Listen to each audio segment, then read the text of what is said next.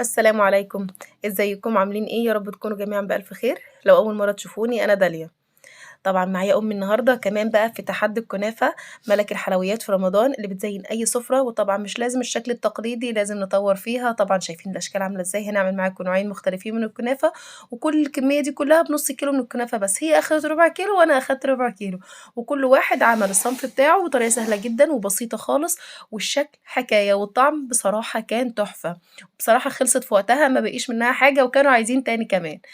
هنسمي الله كده ونبدأ الطريقة على طول، أمي معاكم أهي. السلام عليكم، إزيكم؟ يا رب تكونوا بخير. أنا طبعًا خدت الربع كيلو بتاعي هاقطّعه، أنا مش هافرمه في الكَبّة ولا حاجة، أنا هاعمله بإيدي بس هاقطّعه ناعم، عشان بس كانت الكنافة لسه يعني صابحة، فخدت وقت يعني، فمش هتنفع في الكَبّة. أنا عملتها بطريقتي.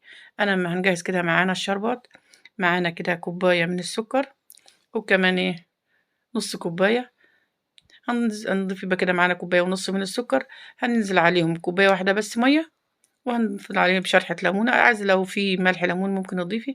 أنا حاولت كده بالمعلقة وقلبت السكر، وبعد كده ممكن تبلي الفرشة وتمسحي حرف الكنكة اللي هتعملي فيها أو البولة أو الحلة أو أي حاجة، تمسحيها كده بالفرشة بتبليها مية كده وتمسحيها، عشان أنا مش عايزة السكر، لأن لو السكر طلع على الحرف طبعا هيكون معانا يخرز معانا ومش هيكون حلو.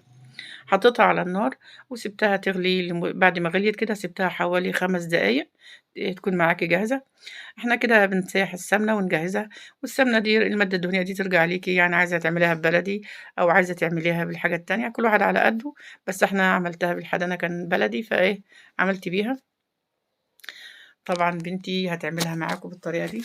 أنا عندي هنا ربع كيلو من الكنافة، طبعًا عندنا نُص كوباية من السكر، هي هتستخدم ربع كوباية وأنا هاستخدم ربع كوباية، وعندنا كمان كيلو من كوباية عفوًا من السمنة، حطيناها على النار تسخن بس، أنا مش عايزاها تتقدح ولا أي حاجة خالص، يا دوب تسخن وتدوب معايا علشان تبقى سهلة الاستخدام، وتمتزج بسهولة مع الكنافة بتاعتي. هافرم الكنافة بتاعتي في الكبة كده هتتفرم، بس أنا مش عايزاها بودرة خالص، أنا عايزاها تكون ناعمة شوية، يعني تكون متفتتة ناعمة شوية مش ما هياش بودر أوي، فأنا كده عملت أول جزء وهاعمل الجزء التاني، وهنبدأ شغل كده على طول معاكم. الشربات بتاعنا إحنا رفعناه على النار، هنسيبه أول 5 دقايق بس كده يغلي على نار متوسطة، وبعد كده هاوريه لكم وإحنا شغالين هنضيف عليه آخر 5 دقايق فانيليا. رشة بسيطة خالص من الفانيليا، وهنهدّي عليه النار، وهنسيبه 5 دقايق كمان. هنا ده الجزء التاني، هنفرمه كده في الكبة، وخلاص كده كميتنا كلها جاهزة. كده هنشيل كده في حاجة وقعت معانا هنشيلها، عندي هنا بقى هنجيب الصينية بتاعتنا دي الشربات زي ما قُلت لكم، ضفنا سِنّة بسيطة خالص من الفانيليا وهنرفعها بقى على النار 5 دقايق كمان على ما نكون جهّزنا شغلنا عشان نسيبها تبرد تمامًا، إحنا محتاجين نشتغل فيها باردة، مش عايزينها دافية ولا سخنة. عندي هنا بقى الصينية بتاعتي، صينية صغنطوطة كده على قد الربع كيلو، هاضيف كده نُص كوباية من السمنة في الصينية على طول، وهانزل بكل كمية الكنافة بتاعتي، وهاقلّبها كده في السمنة كويس لحد ما تمتزج، عايزاها كلّها تختلط بالسمنة بتاعتي، وهاخد ربع كوباية من السكر، تقدري تحطي سكر بودر لو ما عندكيش تقدري تستخدمي سكر سنترفيش اللي هو الناعم ده، بلاش الخشن الحبيبات علشان ما تحسيش كده بالقرشة بتاعته تحت أسنانِك علشان هو ما بيدوبش ولا بيتكرمل، لإن مدة تسوية الكنافة ما بتاخدش وقت علشان السكر يدوب أوي كده أو يتكرمل فيها، فبتحسي كده بالقرشة بتاعته تحت السنان ما بتبقاش لطيفة.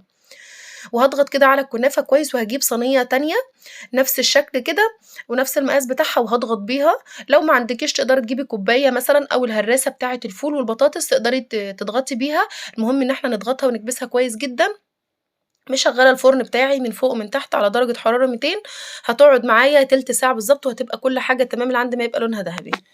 أنا طبعًا حضّرت الكمية بتاعتي، نزلت طبعًا بالسمنة. أنا السمنة بتاعتي مش هتكون يا دوبك بس تكون سخنة بس، وهادهن معايا برضه الصينية برضه سمنة معايا، هادهنها كده وأنا هاعملها بطريقتي أنا. هنقطّعها كده بالمعلقة اللي هي الكنافة بتاعة الترند بتاعة السنة دي. ضِفت عليها معلقتين من السكر، لأن أنا مش عايزة سكر كتير، لأن ديّة مش عايزة سكر أوي، فأنا قطّعتها كده، أنا قطّعتها على إيدي ما عملتهاش على الكَبّة، فهي عملت بالكَبّة وأنا عملت على إيدي، يعني أنا عايزة أعملها كده بطريقتنا إحنا وبإيدينا إحنا، اللي هي الحاجة اللي البلدي الأصلية اللي إحنا بنحبها. وهاعجنها طبعًا، أنتم شايفين أنا باعمل فيها إزاي، لازم تتّكي عليها كل حاجة تنخلط معاكِ وتكون جاهزة. أنا هاخد الكمية اللي أنا عايزاها بالمعلقة كده وهاتّك عليها.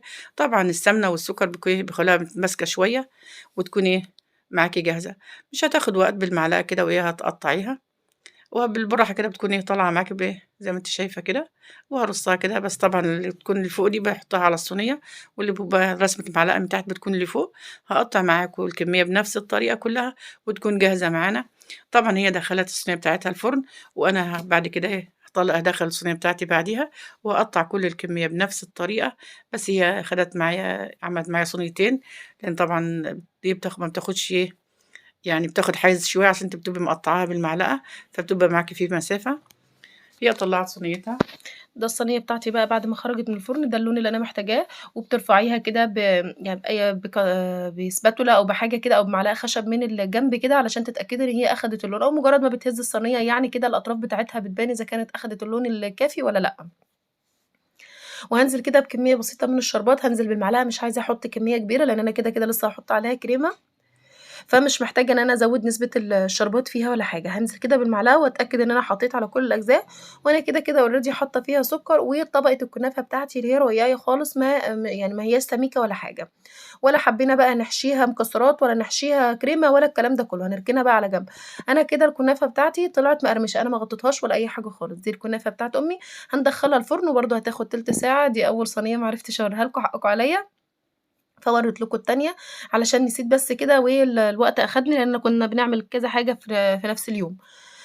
بعد برضه ما طلعت حطيت عليها كده كمية من الشربات. نرجع بقى للكنافة بتاعتي، أنا لو أنتم عايزينها طرية هتحطوا الشربات يكون دافي شوية أول ما الكنافة تطلع من الفرن، وهتغطوها علشان تبقى طرية معاكم، لو أنتم بتحبوها طرية. أنا بالنسبة لي كانت مقرمشة مش ما هياش ناشفة، بس مقرمشة طبقة الكريسبي الحلوة. فلو أنتم عايزينها يعني طرية شوية تقدروا تغطوها أول ما تحطوا عليها بس الشربات. لونها جميل.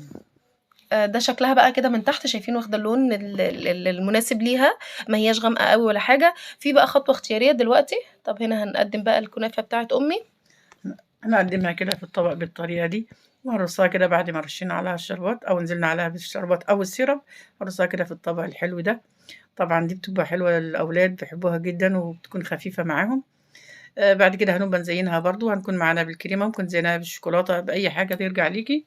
وبتبقى حلوة جدًا في العزومات على فكرة، وبترمي عدد كبير، يعني أنتِ مثلًا مش عايزة تعملي كمية مثلًا وعاملة عزومة كبيرة، نُص كيلو من الكنافة هيعمل معاكِ كمية كبيرة جدًا، وهيقضّي كل اللي موجودين ويكفّيهم وزيادة. و وهيريّح وطر في الأكل على طول كده، بتكون سريعة كده وخفيفة، بتحسّي على طول كده، بعكس ما تحطّي في طبق بيكون معاكِ هنا عندي بس الشوكة. كام معلقة من الكريمة وحطيت عليهم يعني ربع كوباية من الكريمة وربع كوباية من اللبن وضربتهم مع بعض كويس، وحطيت عليهم معلقة من السكر، علشان أنا الكريمة بتاعتي خام من غير سكر، فقلبناهم كده مع بعض كويس بالمضرب، وهاحطهم في كيس الحلواني وهنزين بيهم. إحنا هنحشي كمان الكنافة بتاعة ماما هنحط نلزق كل اتنين مع بعض، هنلزق بكريمة وكمان بالمربى، تقدري تحطي نوتيلا لو عندِك ممكن صوص صوص شوكولا. شوكولاتة أو صوص لوتس زبدة لوتس أو حاجة تقدري تدوبيها طبعًا الطعم اللي أنتم وتستخدميها. بتحبوه، أو الحاجة اللي أنتم بتحبوها بتزينوا بيها. أنا عندي هنا كيس الحلواني كان قماش ما لقيتش الأكياس ضيّعوها الله يسامحهم بقى، فهتلاقوها كده بتخرّج شوية كده معايا، معلش بقى يعني اعذروني على المنظر ده، لعند بس ما أنا أضبّط الدنيا وهاجيب أنا أكياس تانية. هنعملها كده شرايط المشط اللي هو العريض شوية، القمع العريض شوية، وبعد كده هاجيب حبّات ووحدات كده من عين الجمل وهاحطها على الوش، وكمان حبّات كده من صوص الفراولة من سوري يعني نُقط كده من صوص الفراولة عليها، هتدّي برضه لون حلو وشكل وكمان وتزيين حلو. طبعًا صوص الفراولة لأ، أنا عملته معاكم قبل كده في تفريزات رمضان مع الفراولة، أنا عملته كده وجهّزته وكان جاهز معانا هنا في البيت، مش جبناش حاجة من برّه خالص. برضه يعني حاجات صوص الفراولة والحاجات دي بتكون في التلاجة بتكون موجودة يعني بتلاقيها في أي وقت وتكون جاهزة معاكِ. طبعًا كده هي قدّامِك لسه هتتزين. ده الصينية التانية هانزل عليها بالشربات، وبرضه هنزينها بالكريمة حطينا عليها الشربات خلاص وبردت. كنتِ لأ حطيتِ؟ أنا ما صوّرتش بقى، أنا هاصوّر معاهم كلّه علشان ما يزهقوش مننا. طبعًا هي أنتِ شايفين كده هي حابة تزينها برضه تشارك فيها، كنت تحط كده كل بين 2 حبة أو نُص معلقة من الكريم شانتيه وتلزق التانية بيها وتكون جاهزة معاكم. بس بجد بتبقى حلوة ومع الأولاد بيحبوها جدًا لأنها بتبقى خفيفة كده ويمسكوها بإيديهم كده وياكلوها على طول. بجد والكبار والصغيرين بيحبوها، بتكون يعني حاجة على السريع كده وخلصت على طول كلها بالهنا والشفا طبعًا، والكل حبّها وكلها. طبعًا هي معاكم بالزين كده بصوص الشوكولاتة. صوص الفراولة يا ماما. فراولة. إمم. صوص الفراولة. طبعًا هتخلّص كل الكمية الباقية ديّة تزيّنها بالطريقة دي، وتحطها كده ويكون طبق تقديم طبعًا كل سنة وأنتم طيبين، رمضان والطبق دي طبعًا يعني بخصوص إيه الكنافة لرمضان والحاجات ديّة، بتكون إيه بتدّي منظر، وتوحي طبعًا بجو رمضان، جو اللي الكل بيحبه، ويعود علينا الأيام وعليكم وعلينا وعليكم بالخير.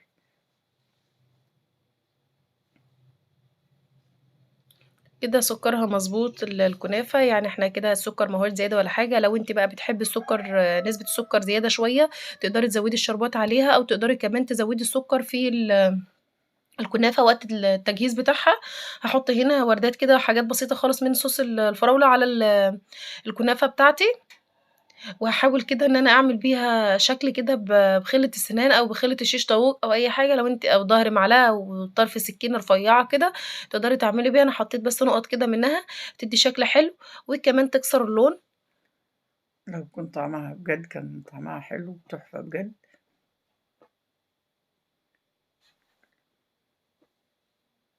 أنا حطيت هنا بقى كمان شوية كده من صوص الشربات على وش الكنافة اللي هي السادة دي، علشان برضه نضبّط السكر بتاعها شوية، علشان لو حد بيحب من الضيوف يحب السكر زيادة، فتبقى الحاجة تمام معاه، وحاولت كده أعمل كده بالهنا بال والشفا. كل سنة وأنتم